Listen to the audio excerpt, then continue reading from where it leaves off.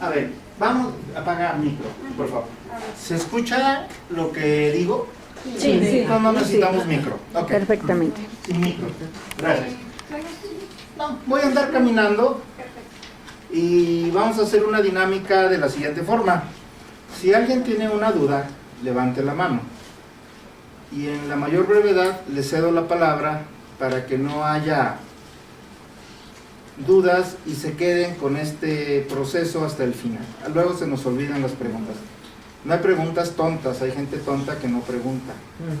Y las preguntas tontas nos enseñan a todos los que no preguntamos cosas que deseamos saber.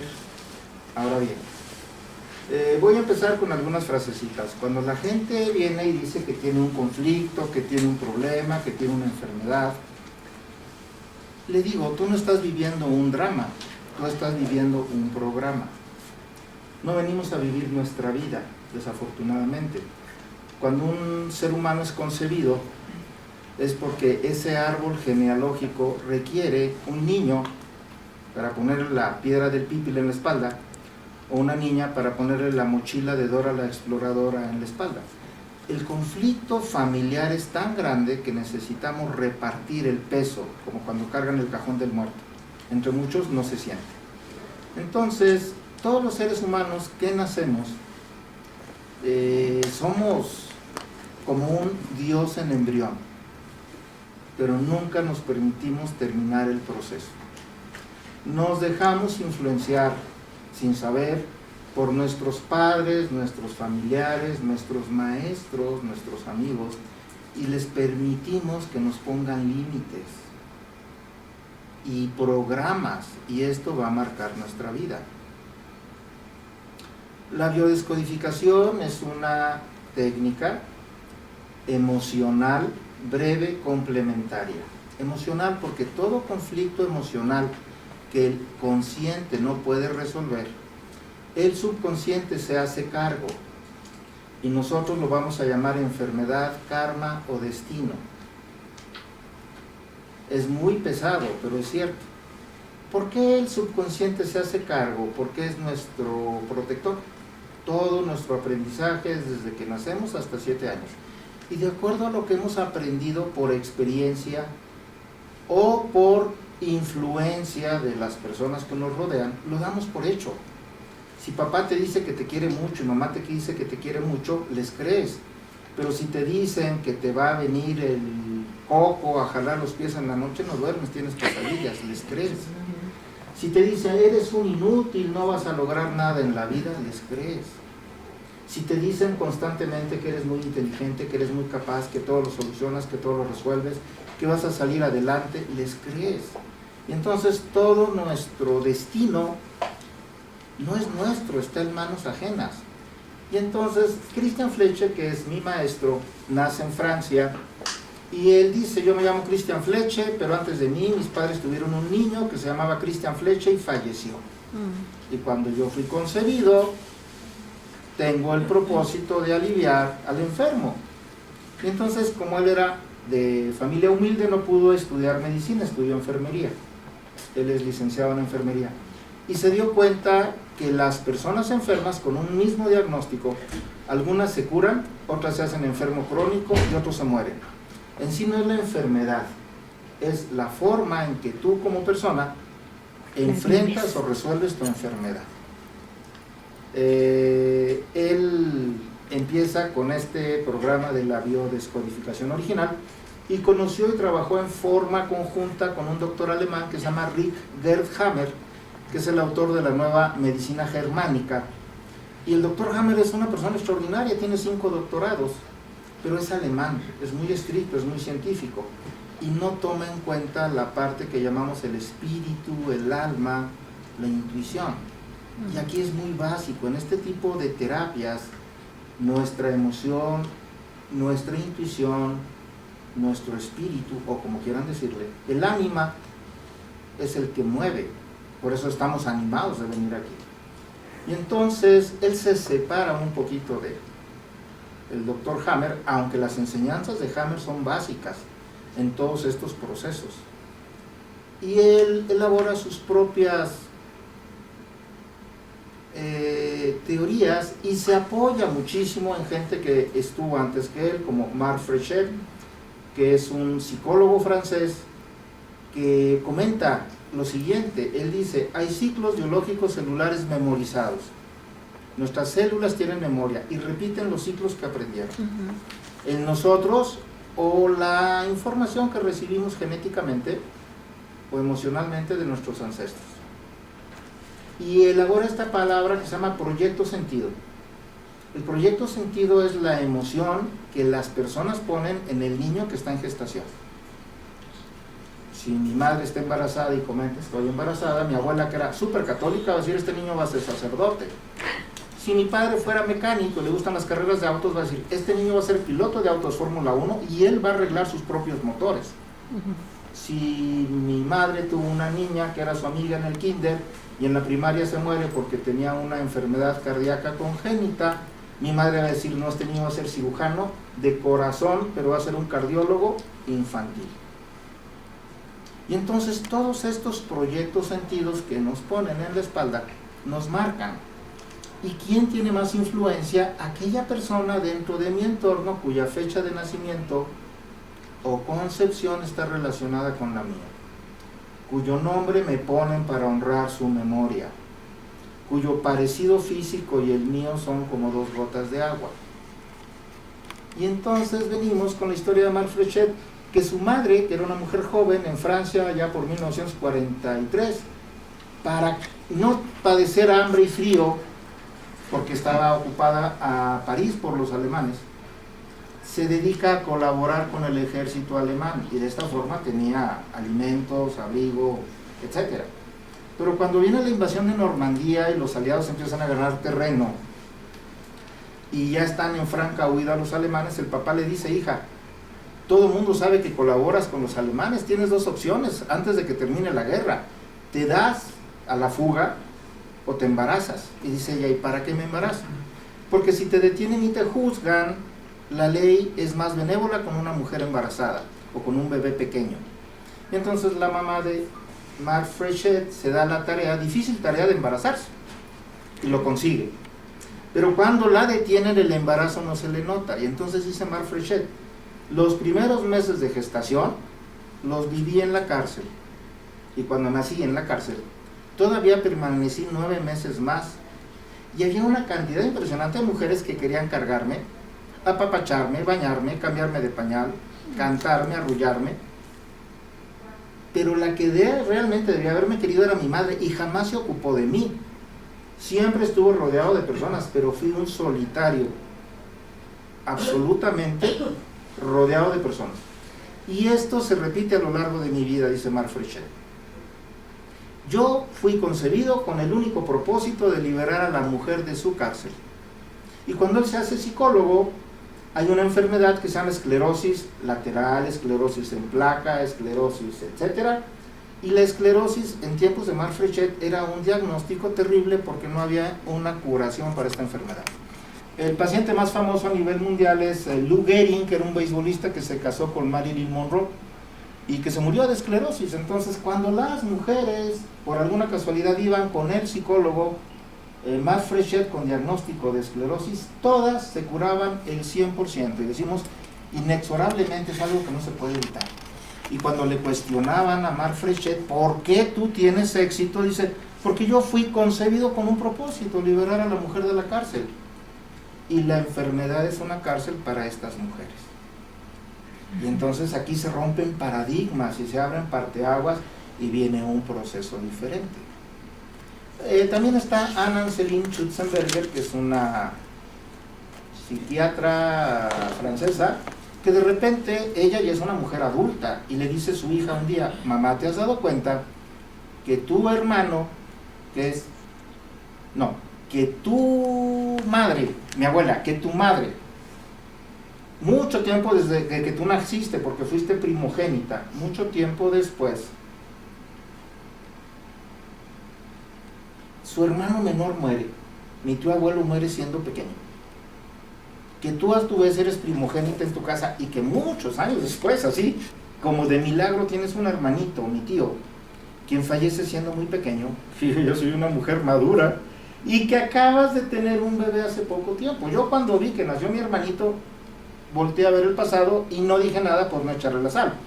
Pero ahora que mi hermano está muerto, explícame si somos una familia maldita o tenemos un karma muy pesado. Entonces dice la doctora, no lo sé, pero lo que acabas de decir es totalmente cierto y lo voy a descubrir. Entonces ella acuña esta frase que es el síndrome de aniversario. Usualmente cosas trágicas que callo, entierro, escondo, niego, se repiten en 1, 2, 3 o 4 generaciones. Y aquí viene lo más divertido, porque yo estoy aquí por lo mismo. Yo estudié medicina aquí en San Luis Potosí, hice pediatría en el Hospital Central y fui un pediatra normal, entre comillas, 15 años. Pero desde hace 17 años las medicinas alternativas y complementarias me persiguen como la DEA al Chapo. Y sí, me encuentran. Entonces la historia es muy sencilla. Mi abuela, mamá de mi mamá, que se llamaba Juana, tuvo 3 hijos, 2 mujeres y un hombre. Y cuando yo voy a buscar al único hombre de la familia de mi mamá, porque mi abuelo es un fantasma, es el nombre, nada más, y le pregunto, es que tú eres el chico de la familia y mi tío tiene 83 años. Después de tú ya no hubo niños para preguntarles, y me dijo, ¿qué te pasa? Mi mamá tuvo otro niño después de mí. Sorpresa, mi abuela tuvo otro niño. Ah, ¿qué no sabías? No. Por suerte tengo una tía abuela perfectamente lúcida de 98 años de edad. Y le pregunté por teléfono, oye tía, mi abuela tuvo otro niño aparte de mi tía, mi madre y mi tío. Dijo, ay claro hijo, Gilbertito, que no sabías, pues no. ¿Qué pasó con ese niño? Ese niño nació enfermito, tu abuela lo llevaba al hospital, pero murió muy pequeñito. ¿De qué edad? No lo sé, pero calculo 3 años, 4 años. ¿Y de qué estaba enfermo? No lo sé. ¿Y cuándo nació? No lo sé. ¿Y en qué fecha murió? No lo sé. Después de que ese niño murió, jamás se volvió a mencionar su nombre. Bueno, mi abuela tuvo 3 hijas, la mayor, que es mi tía Graciela, se casa con un norteamericano que viene de Yugoslavia después de la Segunda Guerra Mundial, era nacionalizado norteamericano. Él no tomaba carnes más que carnero y pescado, no tomaba azúcar, tomaba miel. Era un lío porque no había yogur, había que hacer leche de búlgaros. Era un lío porque en la Ciudad de México no había pan ni integral, él quería pan de centeno, pan negro. Al agua, que venía en garrafones de vidrio, la ponía en garrafones como de mayonesa, como de a galón, de vidrio, y tenía su azotea llena de envases de vidrio con agua para que el sol energetizara el agua. Y decían, Milenko, porque se llama Milenko, quiere decir Milenko está loco. Y nosotros decíamos, sí, Milenko está loco. Y nos sacaba a su hijo y a nosotros, los primos, fuera de la Ciudad de México, hace 50 años, nos quitaba los zapatos y los calcetines y nos hacía caminar sobre la tierra para que las piedritas estimularan las plantas de nuestros pies. Y ahora eso se llama reflexología. Y no veía médicos alópatas, veía iridólogos y veía médicos energéticos y demás. Mi abuela se fue a vivir con ellos y ella quedaba en casa. Mi tía, como hablaba inglés, trabajó en el colegio americano en la Ciudad de México, es un colegio para gente muy nice. Y él daba clases de inglés porque no había escuelas de inglés como hay ahora. Daba clases de inglés a gerentes de bancos y así personalidades. El primer niño crece, se va al colegio americano en un transporte escolar junto con mi tía, el transporte escolar lo trae, mi tía regresa, más tarde mi abuela se hace cargo del segundo niño, que se llamaba Ronaldo. Hace 50 años en México nadie se llamaba Ronaldo. Y mi abuela, que tenía una chica que le ayudaba en casa, la chica hacía todo, mi abuela iba al mercado, compraba lo que se iba a hacer de comer, guisaba, y todo el día se dedicaba a cuidar a Ronnie. Pero Ronnie se enferma gravemente alrededor de 3 años y medio de edad. Y mi abuela le habla a su hija al colegio y le dice, hija, regrésate inmediatamente, Ronnie está gravísimo. Vente en un taxi, no había metro, no había celulares. No le pagues al taxi, en el mismo taxi en que llegas, yo estoy en la puerta esperándonos y nos vamos a un hospital. Así lo hacen. Cuando llega el taxi con mi tía, mi abuela tiene a su niño en brazos, se sube el taxi y le dice a la chica que trabajaba con ellas, cuando el transporte escolar traiga a Alejandro, lo recibe, le da de comer y si viene el señor Milenko le avisa que nos fuimos a un hospital, no sabemos cuál, el que quede más cerca porque el niño está muy grave. Supongo que los llevan a un hospital de salubridad y no había tanta gente como hay ahora, entonces los pasan y les dicen, el niño viene muy grave porque tiene difteria y no puede pasar aire, hay que hacer una traqueostomía de urgencia para que pueda respirar. Y mi tía dice, a mi hijo no lo toca nadie hasta que venga su homeópata a darme una opinión. Y en ese ínter el niño se muere, pero a mi abuela se le vuelve a morir su hijo. Volver a sentir la tristeza, la rabia, la impotencia, el dolor, se llama resentir, y no hablamos de resentimiento. Mi abuela vuelve a sentir toda esta tragedia que le vuelve de golpe a vivir. Ajá. Y entonces dice su frasecita: ojalá y en esta familia haya un niño que estudie medicina, que se especialice en enfermedades de los niños y que además maneje las medicinas alternativas para que esta desgracia no vuelva a suceder en esta familia. Y mi abuela tuvo 11 nietos, 2 mujeres, 9 hombres, y de todos nosotros solo yo me llamo Juan Carlos por mi abuela Juana. Y a mí me decían, ¿y por qué estudiaste pediatría? Yo daba todas las respuestas que se les ocurran, todas falsas, hasta que entiendo que vengo a cumplir con un proyecto sentido que nadie te pide permiso de ponerte. Y haces crisis, porque cuando de repente tú ya no quieres seguir con el programita, abandonas tu trabajo o tu profesión, truenas. Y yo quité mi consultorio, guardé mis cosas y yo daba consulta y terapia en la clínica de doctores, pero ya no tenía consultorio. Hasta que decidí que lo que hago me gusta, me apasiona, me divierte, y por esta situación de proyecto sentido soy muy bueno en lo que hago. Y entonces volví a poner el consultorio y me dedico indistintamente. Me decía un maestro mío de la escuela de medicina: oye, yo no entiendo cómo puedes ser médico alópata y puedes andar en las charlatanerías. Entonces le dije, fíjese usted, sin que se ofenda, que yo conozco señores que son en el día servidores de la ley y en la noche son asaltantes. Y conozco mamás de mis pacientitos que en el día son amas de casa y en la noche trabajan en un table. Pero si no tienen conflicto ellas, pues menos conflicto tengo yo, que al final de cuentas estoy encaminado a este mismo proyecto. Entonces, la biodescodificación va a encontrar el código emocional que está afectando mi vida. Vamos a hablar ya de este proceso. Le llamamos a un bioshock, a un conflicto que es inesperado, intenso y lo vivo en soledad. Como no lo puedo resolver conscientemente, mi subconsciente encuentra una solución. El subconsciente es totalmente ilógico, pero es totalmente predecible. Y entonces vamos a encontrar que el cerebro, cuando está desarrollándose el embrión, tiene 3 capas embrionarias: el endodermo, el mesodermo, que lo dividimos nosotros en antiguo y moderno, y el ectodermo. Y cada capa embrionaria va a dar origen a órganos y a estructuras ya previamente establecidos. Entonces, el endodermo es con supervivencia. De ahí se derivan los órganos, que es respiración. Si no respiro en 3 minutos, muero por falta de oxígeno. Si no tomo agua en 5, en 7 días, muero no de sed, de deshidratación. Entra el proceso digestivo y entra el sistema renal. Si no tomo alimentos en 20, 25 días, no me muero de hambre, me muero de inanición. Si a la hora que salgo de la cueva, porque estamos hablando de la época de las cavernas, no alcanzo a ver al enemigo, al depredador, me mata y pierdo la vida. Si no escucho al depredador, entonces me sorprende y me mata, pierdo la vida. Si no tengo relaciones sexuales, como especie desaparezco en 2 o 3 generaciones. Si todos los hombres fuéramos sacerdotes católicos célibes estrictos y todas las mujeres fueran monjas, en 3 generaciones no hay habitantes sobre el planeta Tierra. Y aquí derivan órganos de tipo respiratorio, digestivo, renal, órganos sexuales, algo de los ojos, algo del oído. Y así nos vamos. El siguiente punto es el mesodermo, que es protección. Aquí es cuando me expongo al sol, me voy a poner rojo, porque me voy a quemar, pero después me voy a poner morenito. Es una protección. Y entonces cada capa embrionaria va a ir a dar órganos y sistemas relacionados. Y después en el endodermo moderno, mesodermo moderno, hablamos de comparación. Ahí vienen músculos, ligamentos, tendones, huesos, arterias, venas. Y el último es relación, que tiene que ver más con las funciones cerebrales. ¿Cómo me relaciono conmigo? ¿Cómo me relaciono con los demás? Y entonces aquí vienen las emociones y me van a dar enfermedades. ¿Cómo qué? Las personas que tienen conflictos por herencias económicas, intelectuales, etc., van a tener problemas en páncreas.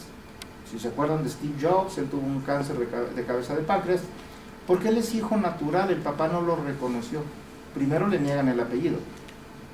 Luego él trabaja, la condición era que lo adoptara una familia que lo mandara a la universidad, y cuando él ve que sus papás no pueden, él sale de la universidad y él crea su empresa. Pero lo corren de su empresa, le están robando la autoría intelectual.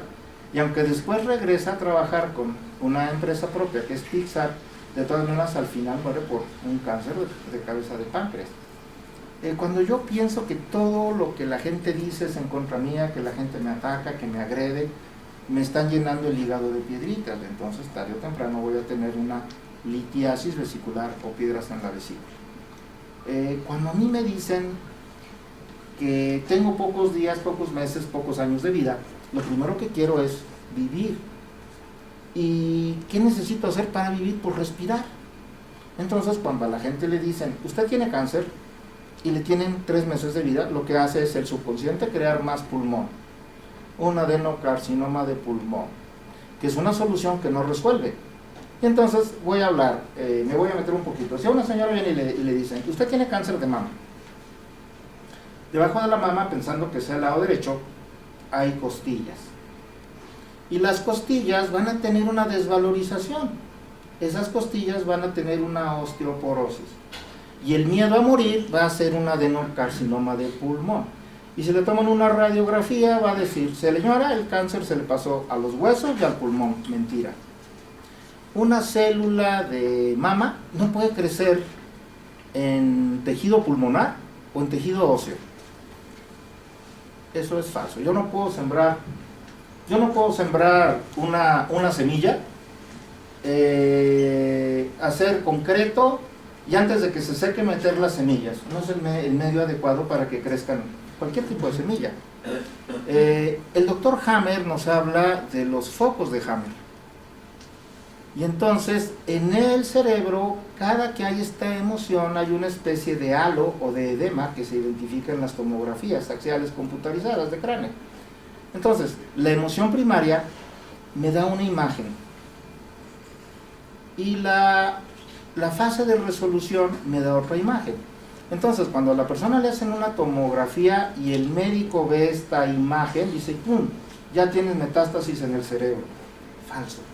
El doctor Hammer, que era una persona con 5 doctorados, tiene la desgracia de que tiene un hijo que se va de vacaciones en un yate a Italia y un cazador anda disparando a lo tonto, y aparte no era tonto, era noble, el duque de Saboya, heredero a un trono de Italia que ya no se maneja como trono. Dispara y le da un balazo accidentalmente, una bala perdida, a este hijo del doctor Hammer en el cerebro. Queda en coma y después de algún tiempo fallece. Cuando fallece el hijo del doctor Hammer, la esposa de él hace un cáncer de ovario izquierdo y el doctor Hammer hace un cáncer de testículo izquierdo. La mujer de Hammer fallece y él, siendo un médico, se somete a quimioterapia, quitan el testículo, se llama orquiectomía, y entonces él se aleja y se va. Se aparta, se va a su yate ahora en un río alemán. Cuando yo soy diestro, y aparte soy hombre, invariablemente voy a usar mi cerebro masculino. Las mujeres usan su cerebro femenino. Si yo como niño todo lo resuelvo con mi cerebro masculino, cuando llego a la adolescencia sigo usando mi cerebro masculino. Pero cuando soy niño no resuelvo mis conflictos con mi cerebro masculino, puedo pasarme al cerebro femenino. Y de adulto puedo hacer el cambio. Le llamamos vascular. Pero cuando los dos hemisferios están bloqueados, los llaman que están constelados. Y no tiene que ver nada con constelaciones familiares. Entonces, si yo soy niño y le digo, papá, cómprame una bicicleta. Ay, hijo, cuando den reparto de utilidades, en tu cumpleaños, cuando vengan los Reyes, cuando venga Santa Claus, etcétera, etcétera, etcétera, pero nunca me compra mi bicicleta. Mi hermana le dice, papá, cómprame una bicicleta. Y dice, ay, no, hija, no tengo dinero. Y mi hermana empieza a llorar. Ay, no me quieres, tú no me compras una bicicleta. Y al día siguiente mi papá llega con la bicicleta. Y entonces digo, he estado cometiendo un error. No es la forma correcta la que yo he estado usando para pedir la bicicleta. Entonces le digo, papá, cómprame una bicicleta. No, hijo, me dice, ay, tú no me quieres, a mi hermana le compraste una. Uf, la empeña, la roba, la compra de segunda mano, no sé, pero tengo mi bicicleta. Entonces, para resolver mis conflictos indistintamente, voy a usar mi cerebro masculino, mi cerebro femenino, según me convenga. Y entonces el doctor Hammer, como científico y como hombre, no resuelve el conflicto. Ni como usando su cerebro femenino, rezando, pidiendo resignación, etc. Entra en este constelar de sus hemisferios y entonces cuando estás así, ¿qué te queda? Hablar con Dios. Y entonces a él se le aparece su hijo en sueños. Y entonces el doctor Hammer habla con su hijo y su hijo le dice, tú no te preocupes, regrésate a trabajar, todo se va a resolver. El doctor Hammer tenía un doctorado en teología, era médico, cirujano y aparte era radiólogo. Y si se acuerdan, la empresa Siemens, que produce aparatos de rayos X y de tomografías, es alemana. Y él era de los pioneros en el uso y la interpretación de imágenes con tomografía. Y cuando regresa a trabajar busca personas que hayan tenido cáncer de ovario izquierdo y encuentra que antes de la aparición del cáncer tienen un conflicto emocional muy intenso relacionado con pérdida de hijo. ¿Por qué? Porque cuando tienes un cáncer de ovario, lo que hace el ovario es aumentar su producción de hormonas. Y cuando la mujer tiene un exceso de hormonas está en celo. Y entonces es el momento de aparearse. Si tengo un hijo que se murió, lo voy a reponer. Si yo, hombre, tengo la pérdida del hijo, pues voy a tener cáncer del testículo, a producir más espermatozoides. Pues ya no tengo pareja, ya no puedo procrear un hijo, y aparte por la edad.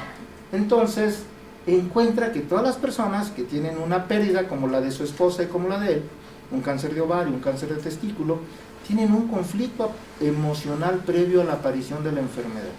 Y va y encuentra el foco de Hammer en honor a su hijo. El foco de Hammer en honor a su hijo. Y luego descubre que todo proceso que llamamos enfermedad tiene dos fases, como una joroba de camello, doble. La primera fase es el conflicto de enfermedad activo. No tengo hambre, tengo insomnio, no tomo alimento, no encuentro mi lugar, estoy desesperado.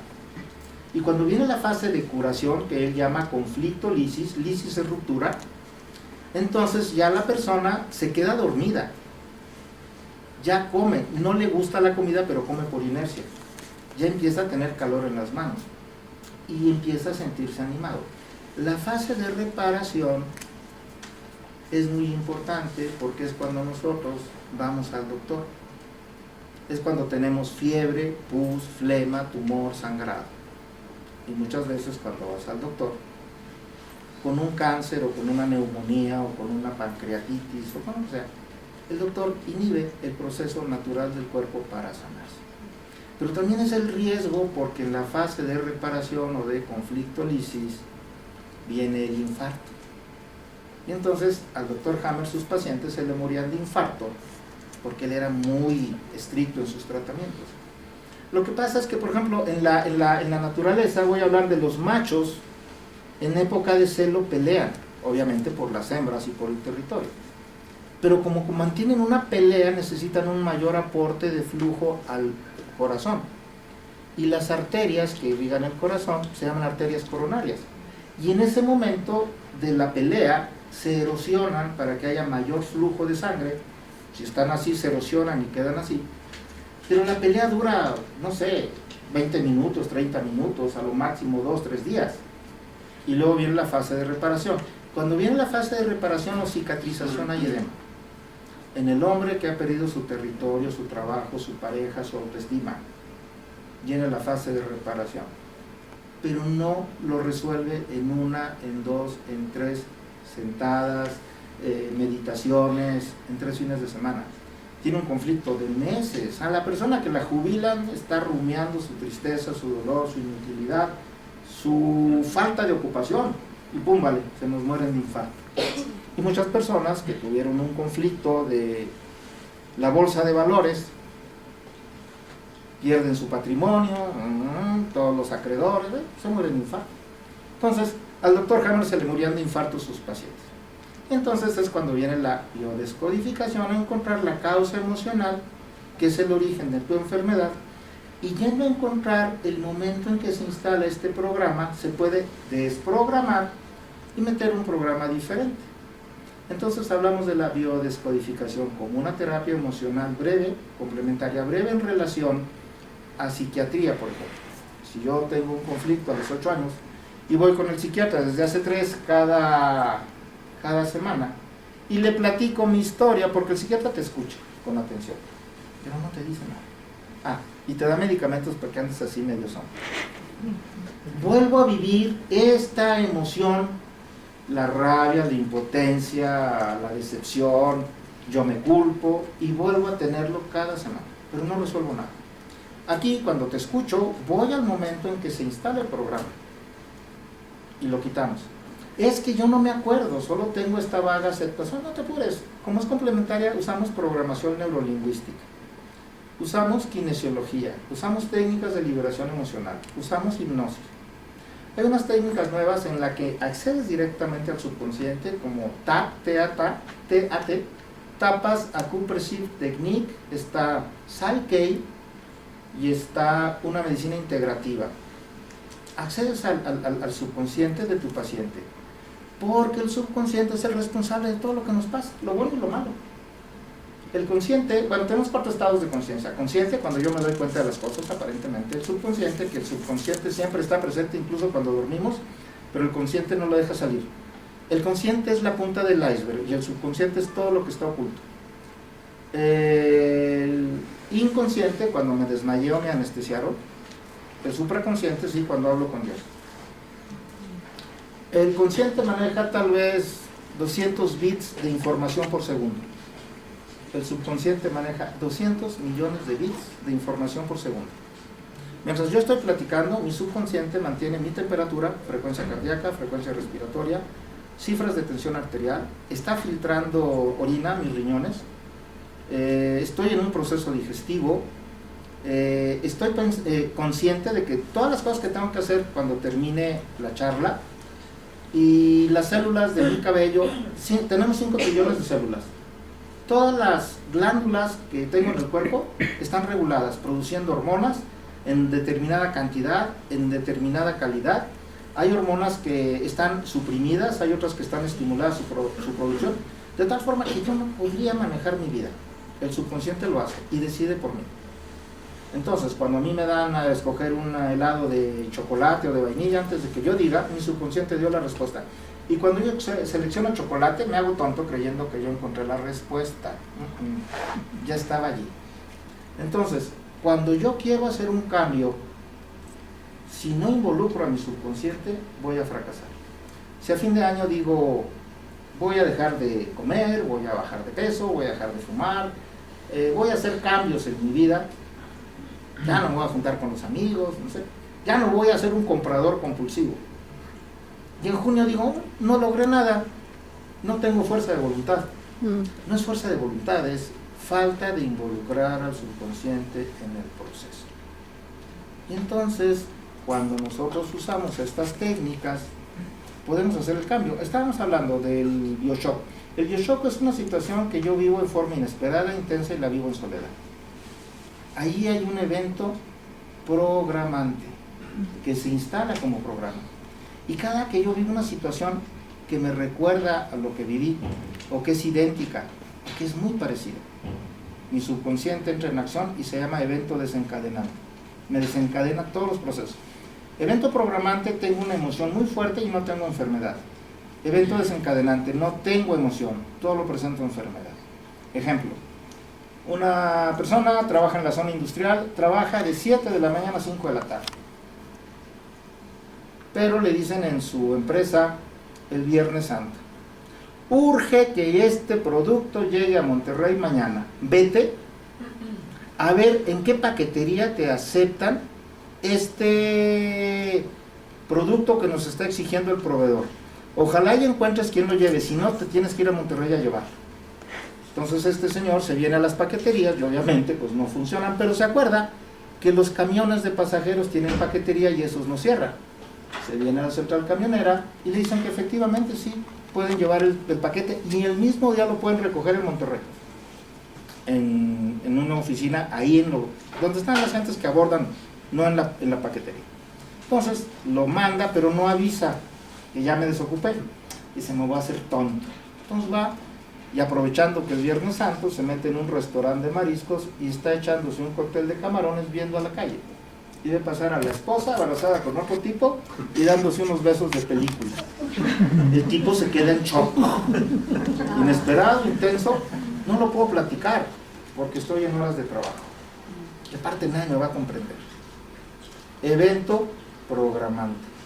Independientemente de su conflicto emocional, de pareja y todo lo demás, la siguiente vez que va a comer camarones se llena de ronchas. Pero yo no era alérgico. El médico te dice, pues ya eres alérgico y te va a dar tus pastillitas. Pero si él va a biodescodificarse, le dices, ¿cuándo fue la primera vez que tuvo este conflicto de alergia en relación a los camarones? Un día que jugamos fútbol, después de que jugamos nos fuimos a tomar unas cervezas y aproveché y me comí un cóctel. Okay. Y ahí es cuando aparecen, sí, los labios se me pusieron como cubano y me llené de ronchas. ¿Y cuándo fue la primera vez que viviste una situación muy emocional, intensa, inesperada, que no pudiste ni resolver ni compartir, y estaban presentes los mariscos o los camarones? No me voy a acordar, el Viernes Santo me mandaron de mi empresa a poner esta paquetería y estaba yo viendo a la calle y pasó. Cuando tú reconoces el evento, ahí te puedes curar, ahí te puedes curar. Cuando no te puedes curar, entonces entramos con todas las medicinas complementarias y creamos el programa y lo cambiamos. Entonces, de los muchos precursores de la biodescodificación, hablé de Mark Frechet, hablé de Alan Selim Schutzenberger, está Salomón Seyam. Él es un doctor que nace en Argelia, que era una colonia francesa, en lógica tiene una ciudadanía francesa. Él se viene a vivir a París y él tiene muchas cosas. Él tiene el síndrome del yaciente, él tiene el transgeneracional y tiene muchas anécdotas como esta. Cuando él llega a París, cerca de su casa hay una iglesia de Saint-Denis y en esta iglesia están los reyes de Francia de bulto en el suelo, están tirados como si hubieran fallecido y tienen sus armaduras y tienen su ropa y las manos cruzadas sobre el pecho o a la altura de la cintura o a los lados como si estuvieran firmes, están yacientes. Y entonces él descubre que él era un yaciente. El yaciente, cuando es niño, es un niño que es súper inquieto, se da vueltas en la cama, amanece en la cama del hermano, las cobijas en el piso, pero tiene una característica: cuando la mamá está en la cocina, el niño llega y le dice, mamá, ¡ay! Me asustaste, tú no haces ruido, tú vuelas. Sí, porque no da guerra. Pero ya cuando es adulto, a la hora en que se duerme, se queda como está. Y en la mañana no tienes que tender la cama, ni tan siquiera desarrugarla, estás allí. Viene a sustituir al muerto. Entonces hay muchos niños que nacen después de un hermano que hubo un aborto o un fallecimiento, la mamá estaba embarazada y fallece el papá de ella, el abuelo del niño, le pone el nombre de niño. Entonces él relata esto. Él cuando llega a París adopta un gato que se llama Luzón, y el gato y él son amigos. Luego él está estudiando medicina, tiene una novia con la cual se casa, tiene hijos, y de repente un día se da cuenta que su gato ya no juega, que está nada más echadito, ya no come, y entonces le entra el cargo de conciencia y dice, he descuidado a mi animalito, a mi amigo, a mi mascota, por estar con tantas ocupaciones. Entonces lo agarra y lo lleva al veterinario y dice, doctor, vengo a traer a mi amigo Luzón porque lo he descuidado y siento que está enfermo. Y cuando el veterinario lo ausculta, le dice, su gatito no está enfermo, en realidad su gatito está viejecito, es un anciano. Su gatito tiene una edad, no sé, de 90 y algo de años. Vale la pena dormirlo. Y entonces él entra en un conflicto y dice, no, yo no puedo tomar la decisión de dormir a mi amigo. Pero el veterinario le dice, bueno, pues él va a sufrir. Y finalmente hace una evaluación y dice, pues sí, ok, estoy de acuerdo, duérmalo. Lo duerme el veterinario, pero él tiene este cargo de conciencia. Regresa a su casa, agarra a su hijo, se lo sienta en las piernas y le dice, tengo que hablar algo contigo de hombre a hombre. Te tengo que decir algo que es muy doloroso. Nuestro amigo Luzón, mascota, amigo, confidente, compañero de juegos, ya no va a volver a casa. Tomé la decisión de dormirlo. Y le dice el hijo, ¿pero por qué lloras? ¿Por qué lloras? Pues por la pérdida del buzón. Y le dice a su hijo, papá, esto se resuelve muy fácil. Mira, te digo cómo. Vamos a un lugar donde den animales en adopción y escogemos al más parecido. Le ponemos el mismo nombre y lo traemos de regreso a casa. Y entonces él dice, qué maravilla la forma en la que el subconsciente, no solo del niño, de nosotros los adultos, reponemos la pérdida para evitar el sufrimiento. Y entonces ahí él elabora el síndrome del yaciente y tiene 2 libros. Entonces él dice que cuando él va a presentar su libro del síndrome del yaciente, mucha gente le dice, oiga, yo también soy de ese club, deme el autógrafo. Habemos muchos yacientes, yo también soy yaciente, no se apuren. Él describe el transgeneracional, porque lo que en Francia de repente vivieron la Segunda y la Primera Guerra Mundiales, nosotros vivimos la Revolución, la Guerra Cristera, son diferentes. Entonces para ellos, los franceses, cuando una persona tiene problemas de asma o de broncoespasmo o de esta hiperreactividad al olor de ciertos gases, y se investiga, el abuelo, el bisabuelo murió en las trincheras cuando se usaba el gas mostaza. Entonces, por ejemplo, está también Enrique Corbera, que es un español. Enrique fue alumno de Christian Fleche y fue alumno de Salomón Sellán. Y aprovechó el conocimiento y empezó a difundir, que gracias a Enrique Corbera yo conocí la biodescodificación. Se metió por todos lados, invadió YouTube y globalizó la biodescodificación. Pero al principio usaba ideas que no eran propias, lo demandaron por plagio y bueno. Pero a final de cuentas ha aportado ideas propias y ha escrito libros que son una joya. Todos los libros de Enrique Corbera, si yo lo leo y no estoy enterado, no le entiendo un papa. Pero si yo tengo conocimiento, es un abracadabra. Entonces, de repente mucha gente que estudia biodescodificación se excede. Tuve una paciente en Querétaro que tuvo una terapia de biodescodificación, le fue de maravilla y un día me habló a las 2 de la mañana. Oye, ella es policía en el área administrativa. Le hice biodescodificación a un amigo y entró en crisis y se quiere suicidar. ¿Qué hago? Primero, te voy a decir una frase, perdón. Primero apréndete esta frase. Líbranos, Señor, de los pendejos con iniciativa. Segundo, habla de emergencias. Tu amigo requiere terapia de urgencia. Ahora, un suicidio no se presenta en este instante. Un suicidio se está elaborando desde hace 2 o 3 generaciones. Si una persona se suicida y tiene hijos, cuando este hijo o hija a cierta edad tiene conflicto y no encuentra la salida, dice, mi papá lo resolvió de esta forma y se suicida.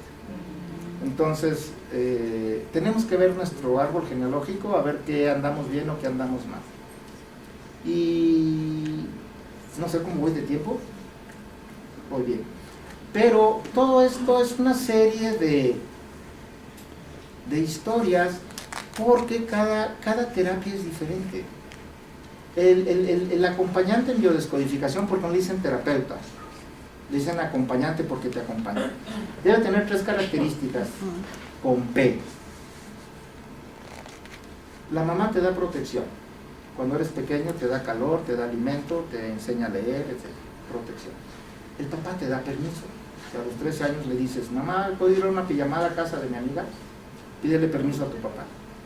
Mamá, ¿me puedo ir a un viaje de estudios con mis compañeros ahora que termine la secundaria? Pídele permiso a tu papá. Entonces, mamá da protección, papá da permiso y el terapeuta te da paciencia. Yo no puedo obligarte a que tú te agilices, tengo que ir a tu tiempo. Si eres una persona de tercera edad que caminas con un bastón, tengo que ir a tu.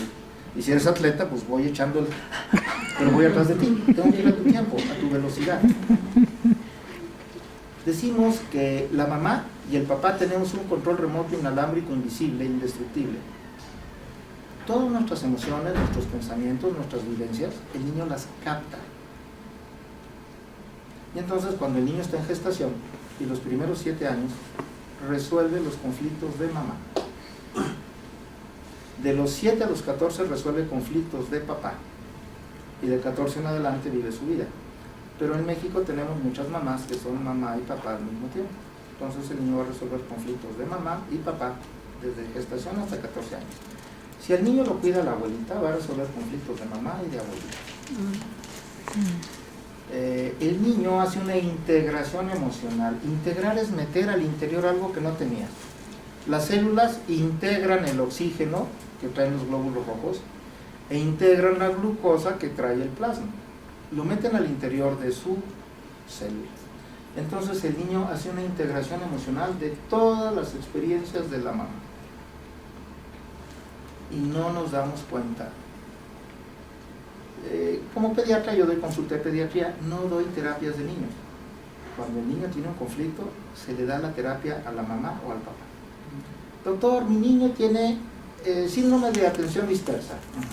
¿Se puede curar? Sí. ¿Cuándo se lo traigo? No, ya venga usted. Yo estoy embarazada y mi mejor amiga que está embarazada tuvo un aborto. O mi prima tuvo un aborto. O mi mamá me lleva con una amiga que le platica que ella en su momento tuvo un aborto. Entonces yo ya estoy predispuesta a los abortos. Y el niño no se me mueve. Y entonces digo, muévete, demuéstrame que estás vivo. Pero se lo digo cada 5 minutos, durante 8 meses de gestación. El chiquillo trae un programa y cuando nace, corre, brinca, salta, y no se mueve. Mírame, estoy vivo. El síndrome de atención dispersa no es una enfermedad, es un programa. Los llevan al psicólogo, les dan Ritalin, que no pueden recetar, se los llevan a los médicos para que les den la receta y los chiquillos están atarantados, pero no mejoran. Entonces, les voy a platicar una anécdota. Yo voy a Querétaro y a León y al Estado de México a dar terapias, obviamente aquí. Vi en Querétaro a una señora que me dice, doctor, ¿usted podría ayudar a mi niño? Sí, siempre digo sí, porque siempre se puede. Nada más hay que tener en cuenta lo siguiente, cada persona es responsable de su mejoría. Yo te puedo guiar, acompañar, ser terapeuta, ser coach, pero no puedo hacer nada por ti. Si la persona sí va y se sienta físicamente, pero está en las cataratas del Niágara y no te está escuchando, no va a resolver nada.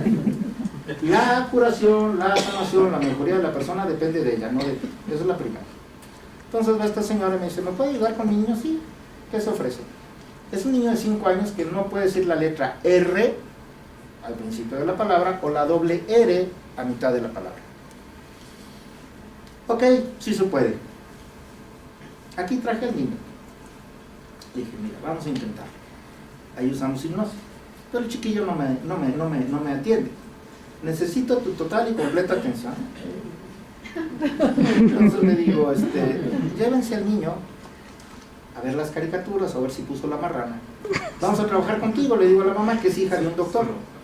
Entonces no le digo qué voy a hacer, la meto en hipnosis, hago este proceso y entonces yo le digo, ya terminamos, trae al niño. Y entonces cuando viene el niño le digo, a ver mi amigo, di, la rata redonda rueda, la rata redonda rueda. Rápido, rápido corren los trenes del ferrocarril, rápido, rápido corren los trenes del ferrocarril. Di Ramón, di ratón, ratón. Di río, río. Y dice, no lo puedo creer. Cuanto más estés diciendo no lo puedo creer, estás quitándole la oportunidad al niño. Tú acabas de adquirir una nueva capacidad, una nueva habilidad, y el niño le está integrando, le está chupando de ti. Cuanto más digas es increíble, es imposible, estás limitando al niño. Lo que tienes que hacer es reforzar. El niño se cura fácilmente, porque cuando yo le hablo al niño, yo le estoy hablando conscientemente al subconsciente. Yo agarro a mi niño en brazos y le digo, tú vienes a vivir tu vida, tú vienes a lograr tus metas, a alcanzar tus propósitos. Yo no te doy permiso, yo no te autorizo a que resuelvas mis conflictos, a que tú te hagas cargo de mis problemas. No te doy permiso. Tú eres un niño que vienes a vivir tu propia vida y tienes mis mejores deseos y mis bendiciones y todo lo que tú quieras. Pero la mamá no es consciente que está emitiendo información como control remoto inalámbrico, telepático, y el chiquillo todo capta. ¿Han tenido conversaciones en donde un niño aparentemente no está oyendo y de repente sí oye todo? Entonces un día estaba platicando yo con mi mamá y ella me decía de una situación de unas personas que se disgustaron y dijo, y jamás la pudo volver a ver. Y mi hermana, que tenía 4 años, dijo, se quedó ciega. Uno al gato y otro al garabato. Al niño hay que darle toda la credibilidad, parece esponja y absorbe todo. Y aprende a, cuando yo le pongo límites. Esa misma hermana, mi mamá horneaba muchos pasteles y tenía su estufa. Entonces mi mamá se asomaba por el cristal a ver cómo iba su pastel. Y la niña se asomaba y mi mamá le decía, eso quema. Y ahí estaba de curiosa. Un día que metió la nariz y se quemó, ¡ay! Gritó. Te dije que eso quemaba. Entonces, a la gente que llegaba, la traía y le decía, ese mema. Cuando no le pones límites, no prende. Si yo tengo una cajita aquí y el niño viene y le hace así, le digo no, y se hace tonto y no, y cuando agarra la cajita le doy un manazo, ese es el límite, ya no puedes ir más lejos. Pero no ponemos límites. Lo peor es que no nos ponemos límites a nosotros. ¿Y cómo nos ponemos límites? Manejando el subconsciente. Todo es un proceso, todo es un programa. Yo le digo a las personas, no hay muertes prematuras, no hay accidentes accidentales y cualquier encuentro casual entre una persona viva y la misma muerte es una cita con el destino. Y hablando de cita con el destino, pido perdón, pero quiero agradecer a las chicas, a Silvana y Ariana, que me invitaron a dar esta plática, y les quiero agradecer a ustedes que siendo domingo y pudiendo estar en su casa descansando, jugando, barriendo, trapeando, porque muchas mamás trabajan y hacen todo este trabajo en casa. Les agradezco por su tiempo, omisión, pero bueno, ya estamos aquí. Entonces hasta aquí, preguntas, dudas, no sé cómo voy en el tiempo, nada más cuando ya sea tiempo me señala, pero creo que vamos bien. ¿Vamos bien en el tiempo? Ok. Preguntas hasta aquí, dudas. Si no, yo les sigo como dijo Vicente Fernández, que mientras sigan aplaudiendo el cante, tiene 3 años despidiéndose.